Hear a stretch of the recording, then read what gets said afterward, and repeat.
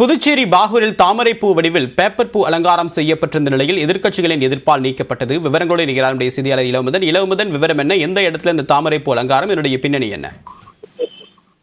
புதுச்சேரி மக்களவை தொகுதிக்கு நாளை வாக்குப்பதிவு நடைபெறுகிறது. இதற்காக 967 வாக்குச்சாவடிகள் அமைக்கப்பட்டுள்ளன. இவை குறிப்பிட்டு சொல்ல வேண்டும் என்றால், மகளிரை கொண்டு இயக்கக்கூடிய பீக் வாக்குச்சாவடி, மாற்றுத்திறனாளிக்கு சிறப்பு வாக்குச்சாவடி மற்றும் பசுமை வாக்குச்சாவடி அமைக்கப்பட்டுள்ளன. வாக்குச்சாவடிகள் அலங்காரமும் தோரணங்களும் பல இடங்கள் அமைக்கப்பட்டுள்ளன.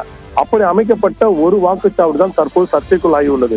பாகூரில் உள்ள அரசு நடுநிலைப் பள்ளியில் 11/23 என்ற வாக்குச்சாவடியில் காகிதத்திலான பூக்கள் வைக்கப்பட்டுள்ளன. அதில் குறிப்பாக பிங்க் நிறத்தில் தாமரை பூக்கள் இருந்தன. இதை பார்த்தவுடன் இந்திய கம்யூனிஸ்ட் கட்சியினரும் மார்க்சிஸ்ட் கம்யூனிஸ்ட் கட்சியினரும் கடும் எதிர்ப்பை தெரிவித்தனர்.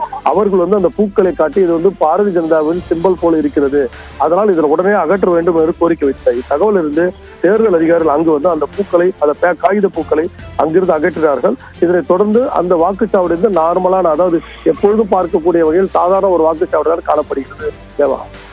உங்களுடைய தகவலுக்கு நன்றி இளமுதன்.